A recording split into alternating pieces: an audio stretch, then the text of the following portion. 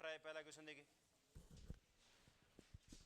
First question try करो। देखिए 11th class को अलग ग्रेविटी स्टार्ट हो गया, तो जितने क्वेश्चन हो गए वो देखो भाई क्या है। देखिए और नहीं हुआ तो सीखने की कोशिश करना।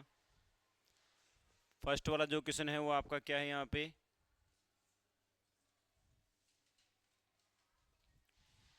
Given below are the two statements, one is labelled as assertion and the other is labelled as reason, है ना। ये 2025 का और भी बहुत सारे क्वेश्चन है। पहला एसेसन क्या दिया है यहाँ पे, the radius vector from the sun to planet sweeps out equal areas in equal intervals of time, thus area velocity of planet is constant. क्या ये एसेसन सही है क्या?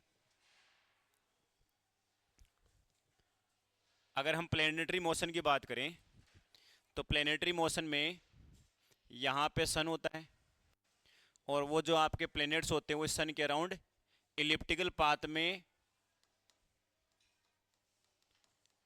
इलिप्टिकल पाथ के अंदर मोशन करते हैं ना, दीर्घवृत्ताकार पथ में।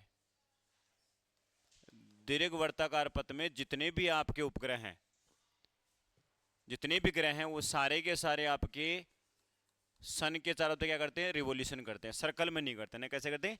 इलिप्टिकली। तो यहां बोला गया है कि ये प्लेनेट में बना लेता हूं मैं, ग्रह बना लेता हूं, ये मान लो इसको इसके साथ मिलाया आपने, तो ये लाइन ना बराबर टाइम इंटरवल में, कोई टाइम इंटरवल अपने हिसाब से सोच लो, 2 सेकंड, 2 सेकंड मान लो ये प्लेनेट यहां कहीं पे आ गया, 1 घंटे में यहां कहीं आ गया, आगे भी वही टाइम इंटरवल यहां सोच लेना, 1 घंटे में यहां से आ गया। क्या ये वाला एरिया और ये वाला एरिया बराबर होता है क्या? अब इस क्वेश्चन को देखे तो कोई बोले हैं ये हुआ है नहीं, ये तो 9th क्लास में भी है प्लेनेटरी मोशन का, केपलर्स के लो है, 3 लो दिए थे केपलर ने, जिसमें आपका ये दूसरा लो था कि बराबर टाइम इंटरवल में बराबर एरिया कवर करती है। कौन? वो लाइन जो सन और प्लेनेट को मिलाती है। तो इसने ऐसा कुछ बोला है। वेक्टर का मतलब समझिए, रेडियस वेक्टर, ये रेडियस वेक्टर है ना, ये रेडियस वेक्टर, ये बराबर टाइम इंटरवल में इक्वल एरिया क्या करती है, स्वीप आउट। और इस एरिया पर यूनिट टाइम को हम क्या बोलेंगे, एरियल स्पीड, एरियल वेलोसिटी। क्या बोलेंगे? Areal velocity, area covered per unit time, एकांक समय में तय किया गया क्षेत्रफल। इसका फॉर्मूला अगर किसी को याद हो तो बताओ। देखिए एल बाई 2m, एल क्या है यहाँ पे, एंगुलर मोमेंटम, 2m, m का मतलब क्या हो गया, उस प्लेनेट का द्रव्यमान मास हो गया। तो ये फॉर्मूला थोड़ा ध्यान रखना, ये भी काफी बार डायरेक्ट पूछ लिया जाता है। मैंने कहा ये कांस्टेंट है, मास हम जनरली कांस्टेंट लेके चलते हैं, तो फिर तो एल भी कांस्टेंट होना चाहिए। अरे ये हुआ ना, इसका मतलब जब भी प्लेनेटरी मोशन होती है ना, तो जब भी हम कुछ क्वेश्चंस न्यूमेरिकल्स कर रहे होते हैं तो प्लेनेटरी मोशन के अंदर हमेशा एंगुलर मोमेंटम कांस्टेंट होता है। कोणीय संवेग हमेशा नियत रहेगा। जब भी आपका उपग्रह, ग्रह है जो भी है, किसी उपग्रह ग्रह के चारों चक्कर लगाएगा और ग्रह आपका सन के चारों तरफ चक्कर लगा ही रहे, तो जब ये रिवोल्यूशन करेंगे तो इस प्रोसेस में एंगुलर मोमेंटम क्या रहेगा, कंजर्व रहेगा, कोणीय संवेग हमेशा संरक्षित रहेगा। तो इसका मतलब क्वेश्चन में हेल्प करेगा हमारे काफी जगह। अब कोई बच्चा सोच रहा होगा कि सर कैसे कंजर्व करेगा, आपको वहां एरिया दिखा नहीं होगा। जब ये प्लेनेट सन से बहुत दूर था तो मुझे लग रहा है स्पीड कम होनी चाहिए, देखो डिस्टेंस ज्यादा है, एंगुलर मोमेंटम क्या हो जाएगा आपका, M V R. Angular momentum क्या हो जाएगा, एम वी आर। कोणीय संवेग क्या होता है, एम वी आर होता है, द्रव्यमान इंटू वेलोसिटी इंटू रेडियस, जहां पे वो चक्कर लगा रहा है। मैंने अभी तुमसे कहा कि रेडियस बहुत ज्यादा है, दूर चक्कर लगा रहा होगा, तो वेलोसिटी थोड़ी कम होनी चाहिए। मैंने इसको फिक्स कर लिया कि ये वैल्यू आनी चाहिए, मान लो 25। अब जैसे ये प्लेनेट सन के पास आया, डिस्टेंस क्या हो गई, कम, तो वेलोसिटी ज्यादा होनी चाहिए। अरे ये होता होगा, ये तो नहीं सर डिस्टेंस कम होगी तो स्पीड भी कम रहेगी, एरिया बराबर लाके दिखाओ देगे आप, एरिया कभी बराबर नहीं आ सकता। इसका मतलब सन से दूर है तो धीरे चलेगा प्लेनेट, और सन के पास आए तो तेज चलेगा प्लेनेट, तभी बराबर एरिया कवर हो सकता है, एंगुलर मोमेंटम क्या रहेगा, कंजर्व। अब आपका जो रीजन सेकंड वो क्या बोला है, for a central force field. Central force field कौन से होते हैं, जो सेंट्रल की तरफ होते हैं, बताओ। सेंट्रल फोर्स फील्ड्स कौन से होते हैं, कंजर्वेटिव फोर्सेज होते हैं। कौन से होते हैं, कंजर्वेटिव। तो for a central force field the angular momentum is constant, तो जितने भी आपके कंजर्वेटिव फोर्सेज हैं उनके लिए जो एंगुलर मोमेंटम बोला गया, जैसे कि आपका इलेक्ट्रोस्टैटिक फोर्स हो गया, ग्रेविटेशनल फोर्स हो गया, ये नॉर्मली आपके सेंट्रल फोर्सेज है, लाइन टू लाइन एक्ट करेंगे, बॉडी के पॉइंट टू पॉइंट एक्ट करेंगे, दोनों को मिलाने वाली लाइन के अलोंग। तो एंगुलर मोमेंटम, ये बात तो हम कह ही रहे थे कि यहाँ एंगुलर मोमेंटम क्या रहेगा, कांस्टेंट रहेगा। मतलब ये एसेसन भी सही है और रीजन उसकी करेक्ट एक्सप्लेन कर रहा है। कब आया, 2025। और हम कहते हैं कि सर एनसीईआरटी थ्योरी किस काम की, वहाँ पे देख लो किस काम की भाई, यहाँ पे देख लो किस काम के। न्यूमेरिकल्स भी थोड़ा ना कोई कभी काम के होते हैं, थ्योरी भी तो काम की होती है ना, छोटे छोटे कंसेप्ट भी काम के होते हैं। जिसको इन्हें पढ़ा है, लाइनें पता है, वो भी करेगा। हाँ, वो भी आना चाहिए L/2m, और ये भी पता होना चाहिए कि सर हाँ ये बात सही है, एंगुलर मोमेंटम कंजर्व होता है। तो आप यहाँ पे ऑप्शन देख सकते हो, इनमें से कौन सा ऑप्शन सही भाई, इनमें से कौन सा ऑप्शन सही भाई,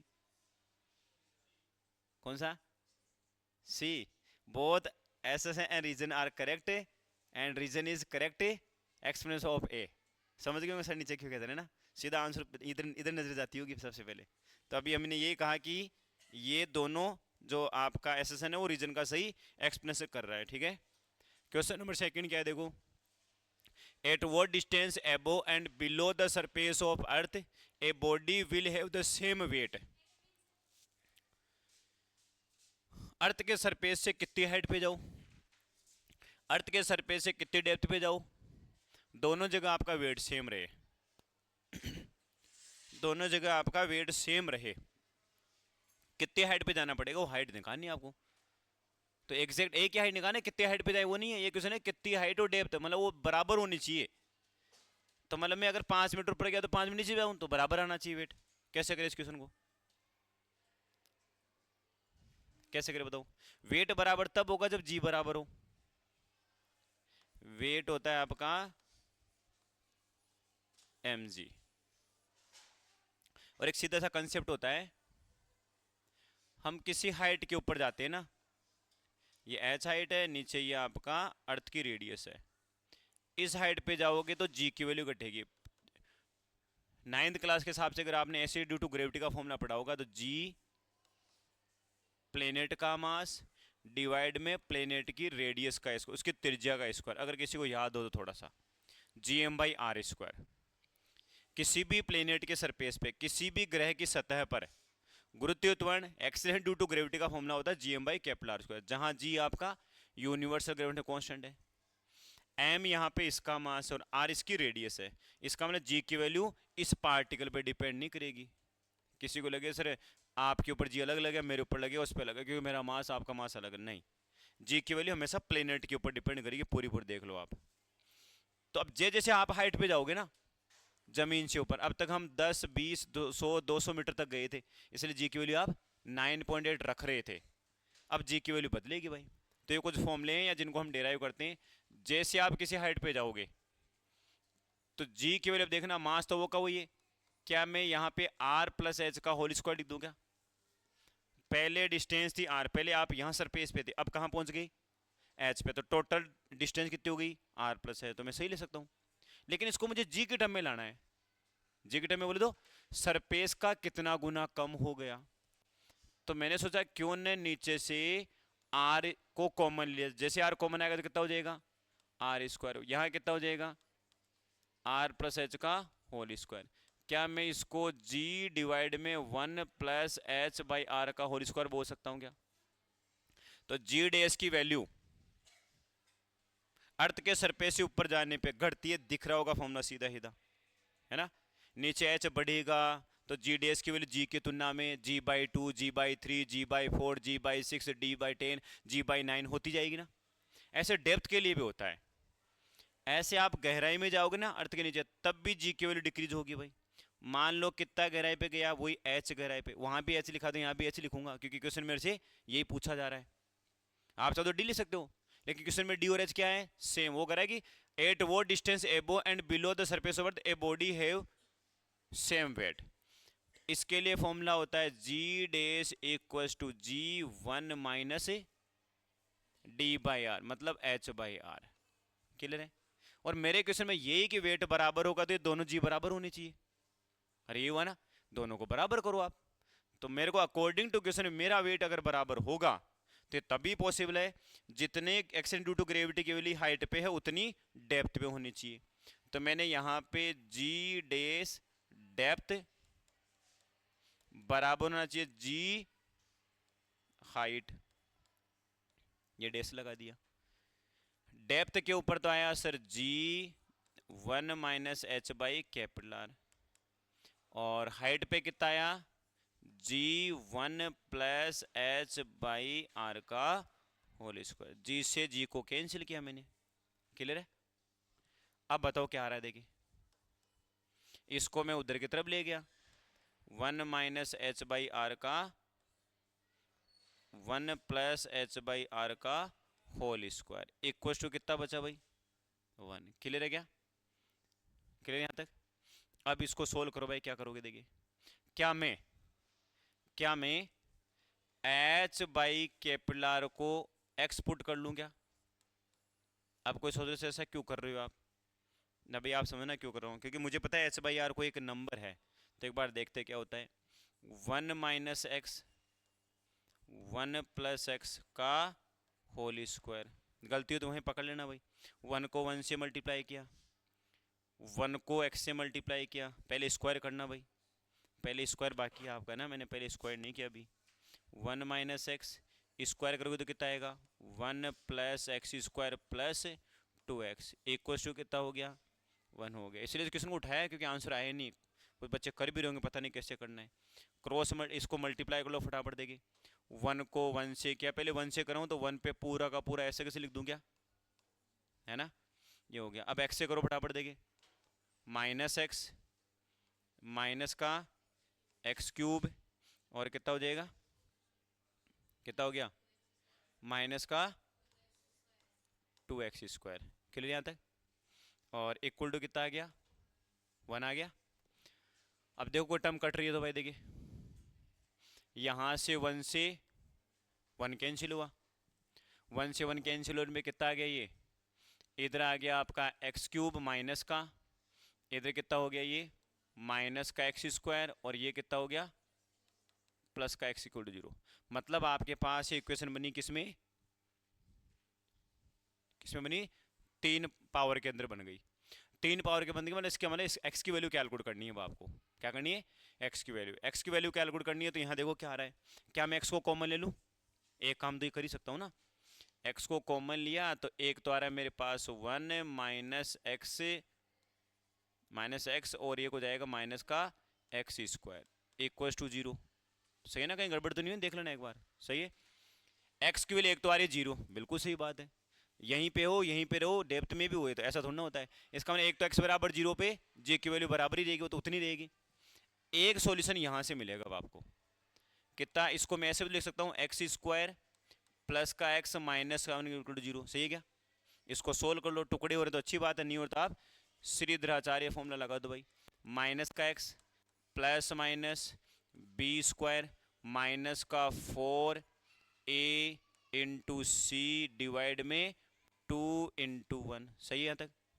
तो यहाँ से क्या डेटा मिला भाई आपको, माइनस का 1 प्लस माइनस रूट 5 और डिवाइड में कितना हो गया 2 हो गया। क्लियर है क्या, और हमें पता है कि x की वैल्यू हमने जो मानी ना एक डिस्टेंस है, क्या है एक डिस्टेंस। अब कोई बच्चा सिर्फ माइनस ले लो प्लस ले लो, हमें प्लस में लेनी है, डिस्टेंस लेनी है।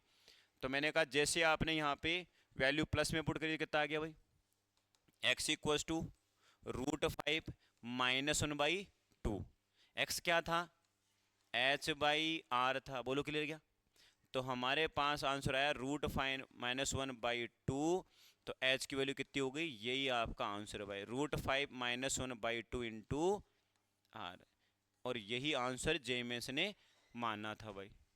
ठीक है, तो लगने में लगा वो क्वेश्चन बहुत सिंपल सा होगा ना, सिंपल है, थोड़ी कैलकुलेशन करवाई गई और सोल्व करना था बस। फिजिक्स का मतलब मैथ है, मैथमेटिक्स आपकी स्ट्रॉन्ग है, तो यहाँ तक सबको पता है कि ये काम करना है, लेकिन चलते चलते अगर गलती हो गई होगी, है ना, ऐसा लगता है पता नहीं क्या आ रहा है ये। कुछ नहीं ना, चलते जाओ, अपने आप आंसर मिलेगा क्या कहना चाह रहा है। और यहाँ से नहीं होएगा मुझे पता नहीं लगेगा, और तो बड़ी मुसीबत होगी, पता नहीं क्या है, ये मुसीबत ही लगेगी मैं कर रहा हूँ। तो ये क्वेश्चन है 2025 में आया, उससे पहले क्वेश्चन मेरे को इन 5 7 10 सालों में कहीं दिखा ही नहीं। वो जरूर दिखा था जितनी हाइट पे जाए कितनी डेप्थ में जाए उनमें क्या रिलेशन था, ठीक है ना। तो एक थोड़ा सा सोच समझ क्वेश्चन बनाया जो बेसिक सा क्वेश्चन है, हमें इक्वेशन बनानी है और चीज़ों को सोल्व करना है, और फाइनल आंसर हो गया √5 - 1 × R/2। हर कोई बच्चा इस क्वेश्चन को करके ले जाएगा, बस पहले वो दो फॉर्मूले पता होने चाहिए ना, डेप्थ पे जी की वैल्यू और हाइट पे जी की वैल्यू, दोनों जी बराबर होंगे तो ही आपका वेट दोनों जगह क्या मिलेगा, बराबर मिलेगा। क्लियर है। नेक्स्ट क्वेश्चन देखो भाई क्या है। If r is the radius of earth and x due to gravity on the earth surface is g equals to pi r square। Pi R square की वैल्यू हम लगभग 10 लेते हैं ना, 9 पॉइंट ऐसे बन के वो लगभग 10 के बराबर जाएगा। और ये मैंने आपको लिखवा भी रखा है कि जहां पे भी ऐसी मुसीबत है जहां पे कुछ रूट के अंदर कोई वैल्यू आ रही है, रूट के अंदर कहीं पे आ गया, पाई स्क्वायर आ गया नीचे डाउन के अंदर, उसको आप 10 लिख देना है ना। तो यहाँ पे 10 नहीं, वो पाई स्क्वायर बोला तो हम मान के चलेंगे, वो अप्रोक्सीमेट लिख रहा है, ऐसे कोई डेटा कटेगा यहाँ पे। Then the length of the second pendulum at a height h equal to 2r from the surface of the earth। अर्थ के सरफेस से, अर्थ की सतह से 2r ऊंचाई के ऊपर। क्वेश्चन को थोड़ा ढंग से पढ़ोगे तो गलती नहीं होगी। यहाँ पे किसी पेंडुलम को ले गए आप, उस पेंडुलम का नाम क्या है, सेकंड पेंडुलम। कौन होता है सेकंड पेंडुलम, किसे कहते हैं सेकंड पेंडुलम, जिसका टाइम पीरियड 2 सेकंड का होता है। 1 सेकंड मत बोलना, 2 सेकंड का टाइम पीरियड कितना होता है, 2 सेकंड का। मतलब इसका नाम कुछ बस सेकंड पेंडुलम है। हाँ, वो जब पूरा एक चक्कर करेगा तो 2 बार टिक करता है, 2 बार टिक करेगा। तो एक बार टिक तो आधे चक्कर में कर देगा, इसलिए इसका नाम सेकंड पेंडुलम रखा है कि आधा चक्कर हो गया। तो एक्चुअल में सेकंड पेंडुलम वो पेंडुलम होता है इसका टाइम पीरियड 2 सेकंड है ना। जमीन पे अगर आप उसको रोको 2 सेकंड, कहीं भी ले जाओ फिर लेंथ अलग करनी पड़ेगी। तो एक क्वेश्चन तो मैंने नोट्स में करवा रखा है, अगर अर्थ के ऊपर है, वो अर्थ के ऊपर है, तो सेकंड पेंडुलम की लेंथ 1 मीटर होती है। कितनी होती है, 1 मीटर के बराबर, 100 सेंटीमीटर के बराबर। अब उसको कितनी हाइट पे लेके जाना है, 2r हाइट के ऊपर, अच्छी खासी हाइट पे ले गए। क्या अभी भी लेंथ 1 मीटर जरूरत पड़ेगी क्या, अब 1 मीटर नहीं पड़ेगी। अब मुझे लग रहा है चेंजेस होने वाला है, क्योंकि सिंपल पेंडुलम का टाइम पीरियड होता है 2π√L/g। जी बदला तो फिर तो लेंथ ही बदलेगी।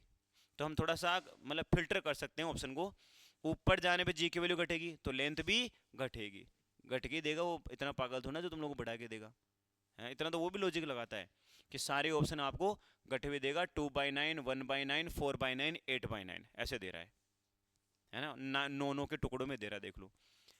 तो अब कोई बच्चा बोला कि सर टाइम पीरियड 2 सेकंड का होता है, तो अभी अर्थ के सरफेस पे भी 2 सेकंड है, लेंथ कुछ अलग है, जी की वैल्यू कुछ अलग है, तो आप यहाँ से अर्थ के सरफेस पे लेंथ निकाल सकते हो।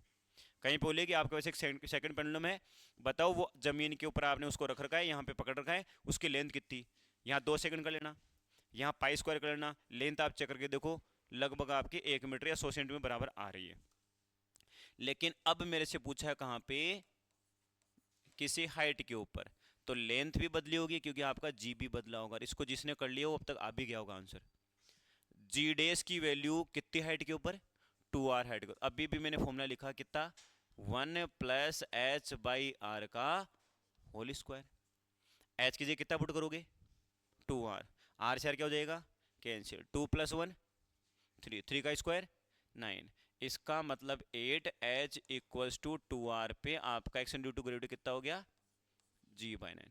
अरे ये g/9 हो गया तो फिर वो भी l/9 होनी चाहिए, तभी तो 2 आएगा। अब बात दो समझने कैसे, अरे ये g/9 को तो वो भी l/9, तो 9 से ना कट के फिर से वापस वैसा का वैसा बन जाएगा। या फिर अगर कैलकुलेशन वीक है तो यहाँ पुट कर लिया अगर, और तो क्या करे। हाँ भाई तेरी वैल्यू 2 सेकंड होती है, तो यहाँ पे 2π है। तेरी लेंथ अब हम l डेस करेंगे, है ना, पहले तो l थी जो भी थी। g डेस की वैल्यू कितनी हो जाएगी, g/9, 9 को मैं यहाँ रख लेता हूँ, ठीक है, g/9 है। अब हम जैसे सोल्व करोगे यहाँ पे स्क्वायर कर लेना, पहले इसको कट कर लेना, कट करने पे स्क्वायर किया तो कितना हो गया, 1/π², उसको उधर भेज दिया मैंने, इधर कितना हो गया 9l डेस/g, और g की वैल्यू कितनी बोली उसने, π², कितनी बोल दी, π²। तो बता दो l डेस कितना आ गया, 1/9 मीटर। और पहले कितनी थी आप चेक कर लो, पहले थी 1 मीटर के आसपास, तो काफ़ी डिक्रीज हो गई ना। इसको हम जिस हाइट पे लेके जाएंगे उसका टाइम पर 2 सेकंड आना चाहिए, तो लेंथ कम करते जाओ, नहीं वरना आपको टाइम पर 2 सेकंड नहीं मिलने वाला है ना।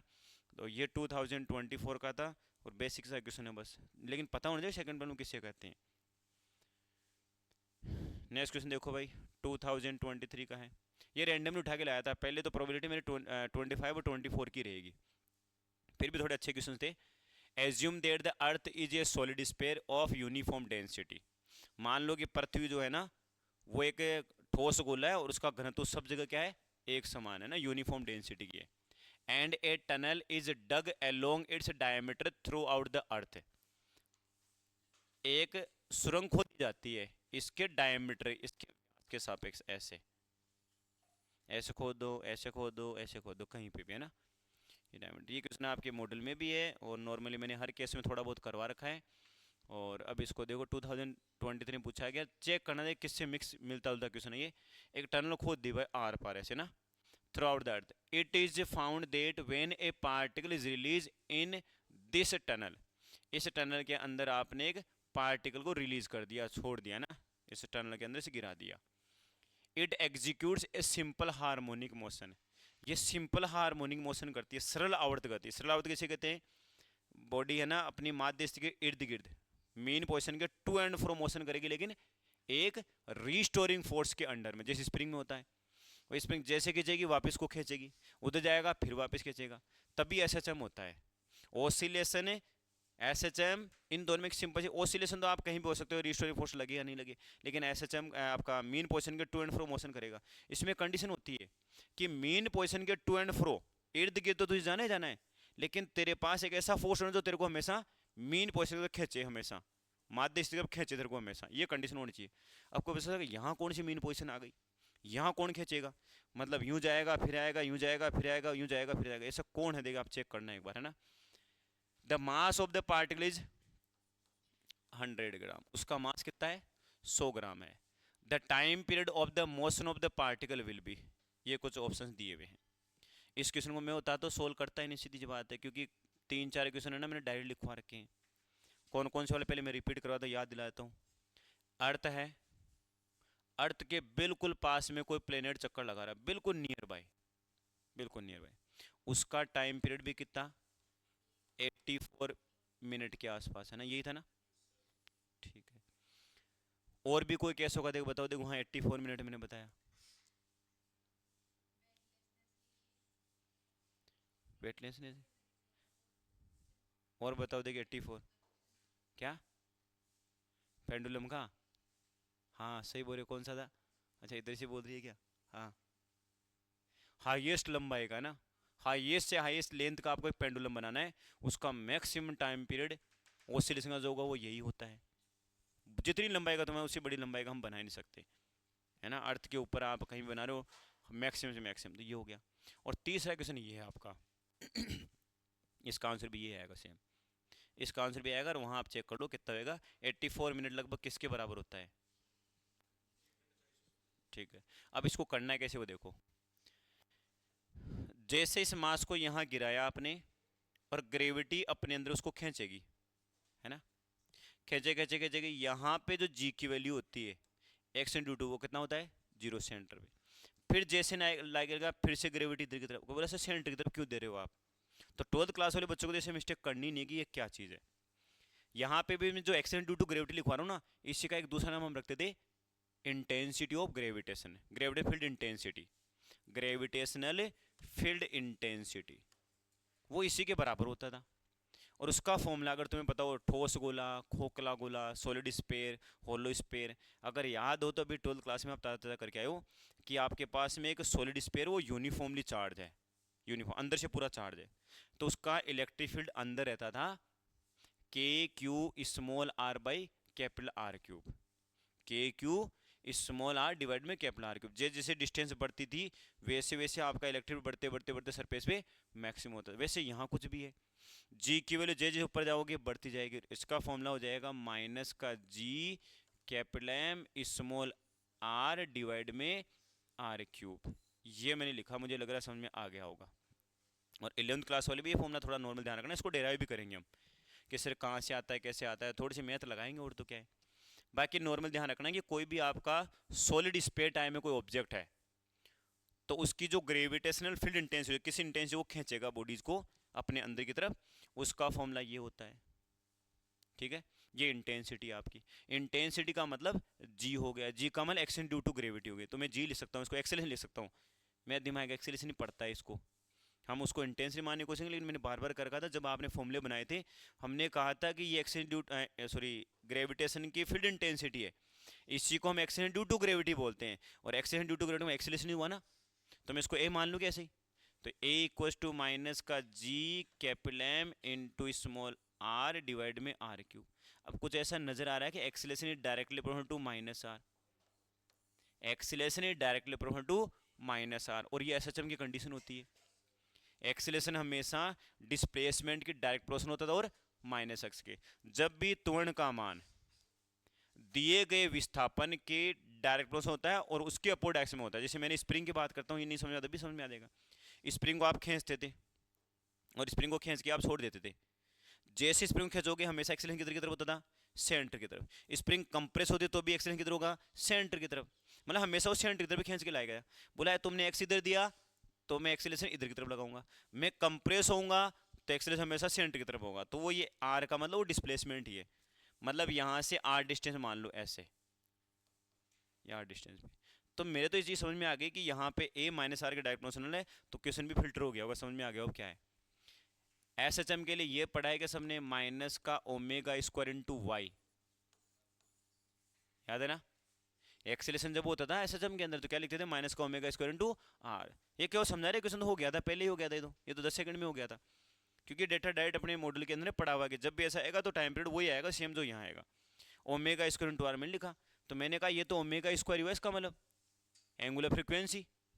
एंगुलर फ्रीक्वेंसी क्या होती है, हर एक सेकंड में कितना एंगल घूमेगा, तो मैं कह रहा हूँ कि ये आपका ओमेगा ये है, मतलब ओमेगा का स्क्वायर है, कितना हो गया, कैपिटल जी एम बाई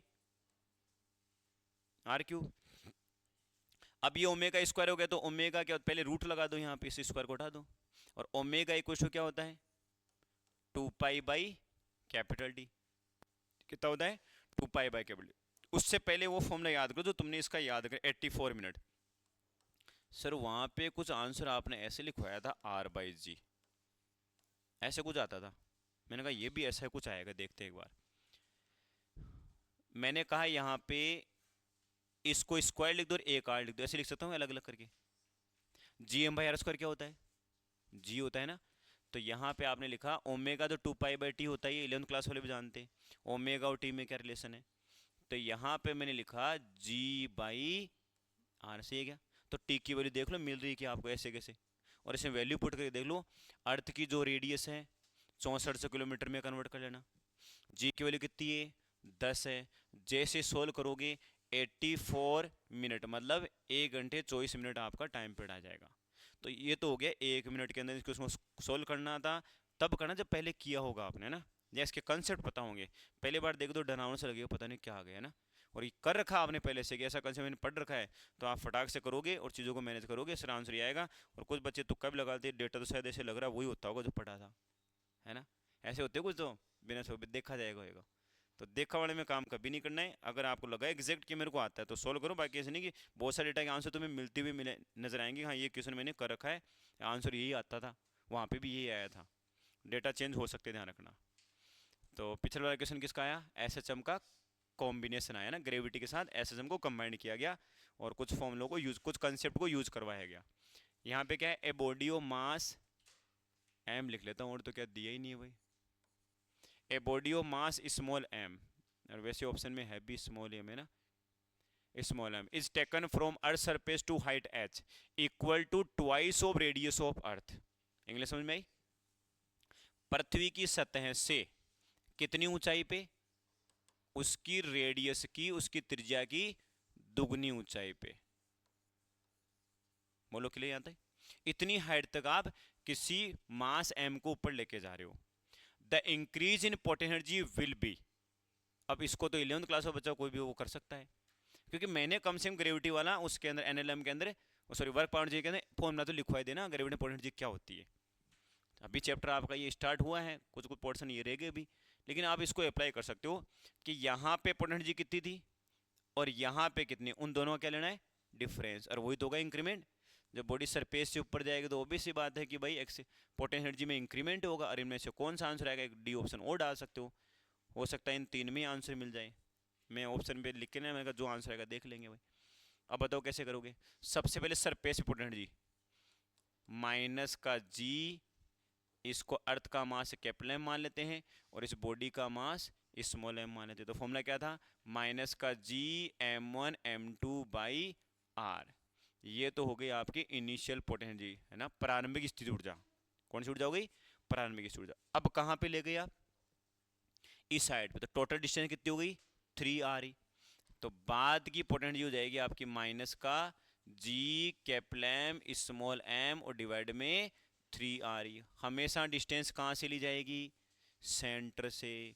हमेशा डिस्टेंस कहाँ से ली जाएगी, सेंटर से। बाद वाले में से पहली वाली सब्ट्रैक्ट करो एक बार, देखिए कोई बचाओ सर ये क्या आ गई, यहाँ तो आंसर स्मॉल जी के टर्म में आ रहा है, कैपिटल एम तो गायब है। वो काम हम भी करेंगे यहाँ पे, वो काम हम भी करेंगे, तो यहीं कर लेते हैं अभी या बाद में कर लेना। फाइनल में से इनिशियल वैल्यू उठा लो फटाफट, देखिए यही आपका इंक्रीमेंट या चेंज इन पोटेंशियल। अगर चेंज है ना प्लस में आएगा, क्योंकि ऊपर जाने पोटेंशियल हमेशा इंक्रीज होती है। तो मैं यहाँ पे कह सकता हूँ कि माइनस का 1/3 में से माइनस माइनस करोगे तो प्लस का हो जाएगा, सही है। और ये हो जाएगा G capital M small M divide में आर ई। कितना हुआ भाई, ये कितना हुआ, 2/3 G capital M small M divide में आर ई। क्या ऊपर नीचे आर ई से मल्टीप्लाई कर सकता हूँ, ऐसे ही ऐसे कर सकता हूँ मैं। इसको क्या बोलते हैं, स्मॉल जी। अरे जी एम भाई यार, इसका भी तो क्या बार बार यही आएगा, और तो क्या है। तो इसका मतलब ये हो गया कि 2/3 ये आपका एम जी इंटू आर। कोई तो होगा ऐसा ऑप्शन भाई, ऑप्शन सही है। आ गया समझ में। बेसिक सा क्वेश्चन है 2023 का, बेसिक ही मिलेंगे बस, वहाँ स्पीड बढ़ानी है आपको थोड़ी सी, बस गलतियाँ नहीं करनी, आप तसल्ली से कर लो भाई, हाँ चीज़ें कर सकते हैं। ये तो सेम ही आ गया क्या। नेक्स्ट क्वेश्चन देखो, देखिए T is the time period of simple pendulum on earth surface. पृथ्वी की सतह पे एक सरल लोलक है सिंपल पेंडुलम, जिसका आवर्तकाल कितना है, कैपिटल टी है। It's time period becomes x T, मतलब टी की जगह एक्स टी हो गया। 2t 3t 4t t/2 t/3 से कुछ हो सकता है। देखो यहाँ पे दिया है 1/2 1/4 टू कुछ भी आ सकता है। When taken to a height of capital R, मतलब टोटल डिस्टेंस कितनी हो गई, 2r। आर पे ले गए, पहले अर्थ सरफेस पे था, अब उठा के आर पे ले गए, तो टोटल डिस्टेंस कितनी होगी, 2r। Equal to earth radius, height r जो कि अर्थ की रेडियस के बराबर, पृथ्वी की त्रिज्या के बराबर है। Above the earth surface then the value of x will be, तो यहाँ x की वैल्यू कितनी है, मतलब ऊपर जाने में टाइम पीरियड घटेगा कि बढ़ेगा, ये सोच लो पहले तो हिंट लगाना, यहाँ से ऑप्शन फिल्टर कर सकते हो आप। सिंपल पेंडुलम की लेंथ वो की वही है, ऊपर गए जी की वैल्यू घटी, और टी इक्वल टू कितना होता है, 2π√L/g। अरे ये तो होता है सिंपल पेंडुलम के लिए, ऊपर जाने पे जी घटेगा तो टी बढ़ेगा। तो सिर्फ बिना देखे इस पे तो गलत कर दो, है ना, या तो 2 आएगा या 4 आएगा। अब तुक्के वाला तुक्का लगा सकते हैं, और सोल्व करने वाला सोल्व कर सकते हैं। अब यहाँ पे हमें चेक करना है कि पहले टी इतना ही तो था, ये रहा, ऐसे कैसे जी की वैल्यू जी थी। अब जैसे आप किसी हाइट पे गए तो सही हो जाएगा 2π, L अपनी जगह रहेगा, बस मुझे जी डेस चेक करना है, जी डेस कितना मिलेगा। तो मैंने जी डेस को क्या किया भाई, g/1 + h/r का होल स्क्वायर। सेम क्वेश्चन भी लेके आया, जिसे बच्चों को पकड़ लेके, हाँ ये फॉर्मूले आ रहे हैं बार बार। g हो गया 1 + h की वैल्यू कितनी रखी तुमने, h की वैल्यू आ रही थी ना, h की वैल्यू r हो जाएगी, गड़बड़ मत करना है, 2r मत करना। हाइट तो आ रही थी ना, हाइट तो आ रही थी, तो ये कितना हो गया, r पुट कर लो यहाँ पे, r से r कटा 1 + 1 2, 2 का स्क्वायर कितना हो गया 4, मतलब आपकी ये वैल्यू आ गई g/4। x है ड्यू टू ग्रेविटी 1/4 हो गया। यहाँ पे 1/4 पुट करोगे तो 4 ऊपर जाएगा, 4 रूट से बाहर आएगा तो 2 गुना हो गया ना। तो यहाँ पे x की वैल्यू कितनी आएगी, 2 आएगी। बोलो क्लियर है क्या। अब किसी को ये 4 आते हैं ना, पहले 4 पे टिक करेगा, ये नहीं तसल्ली के साथ वैल्यू पुट कर ले। अरे होता है ऐसा जल्दीबाजी, मेरे साथ ही हो जाता है, इसलिए बोल रहा हूँ मैं ना, कि 4 आ गया, अच्छा यही तो आएगा 4। इस g/4 को यहाँ पुट भी करना है, पुट करने के बाद जी वैसे कर दिखेगा, 4 अंदर गया, रूट से बाहर है तो 2 ही तो एक्स्ट्रा आया, और 2 एक्स्ट्रा आया तो इसका मतलब टाइम पीरियड अब आपका इनिशियल का 2 गुना हो गया, ट्वाइस हो गया ना। हाँ भाई देखो नेक्स्ट क्वेश्चन देखिए, ये फिर से जेई में 2025 के 2 क्वेश्चन हो गए ना, एक पहले कर लिया वो ऐसा रीजनिंग वाला था, एक ये हो गया, और भी बहुत सारे क्वेश्चन है, उनमें से मेरे को थोड़ा एक ही क्वेश्चन थोड़ा क्रिटिकल लगा, सॉल्यूशन थोड़ा यूनिक है उसका। पहले जो बेसिक क्वेश्चन वो देख लो, क्या बोला है, a satellite of mass m/2 is revolving around the earth है। एक सैटेलाइट, एक उपग्रह है जिसका द्रव्यमान कितना है m/2, वो पृथ्वी के चारों तरफ सर्कल में घूम रहा है, orbit at a height of r/3। पहले इमेजिन करो कि डायग्राम कैसे रहा होगा, ऐसे कुछ रहा होगा कि यहाँ चक्कर लगा रहा है, और ये जो orbit at a height of r/3, earth की यहाँ आर क्या पहले चेक कर लो, देखिए from the earth surface where capital M and capital R the mass and the radius of the earth. मतलब इसका मास m है तो इसका मास m/2 है, सही ना। और अगर ये रेडियस तुम्हारी r है तो ये हाइट कितनी है, r/3 है भाई। ये क्वेश्चन में ऐसा कुछ बोला, सही है ना। अब कह रहा है कि angular momentum of the satellite is capital M root G capital M R by x, the value of x is, बस खत्म क्वेश्चन। ऐसा कुछ आप ले आते हो और वहां पे कुछ एक्स की वैल्यू मिल जाती है तो आप एक्स की वैल्यू कैलकुलेट कर पाओगे। तो मतलब इसको नहीं देखना आपको, तो एंगुलर मोमेंटम कैलकुलेट करना है, कोणीय संवेग। एंगुलर मोमेंटम बोले तो कोणीय संवेग। कैसे करोगे भाई, एंगुलर मोमेंटम क्या होता है, तेरा मास बाई m/2, तेरी वेलोसिटी अभी नहीं पता, डिस्टेंस हमेशा कहां से ली जाएगी, सेंटर से, तो कितनी हो गई, अरे कितनी हो गई, 4r/3। बस अब एक स्टेप दूर है, हम v को निकाल लो, और v आधो को तो रटा हुआ ही रहता है, मतलब ये क्वेश्चन भी ज़्यादा से ज़्यादा 30 से 40 सेकंड का था।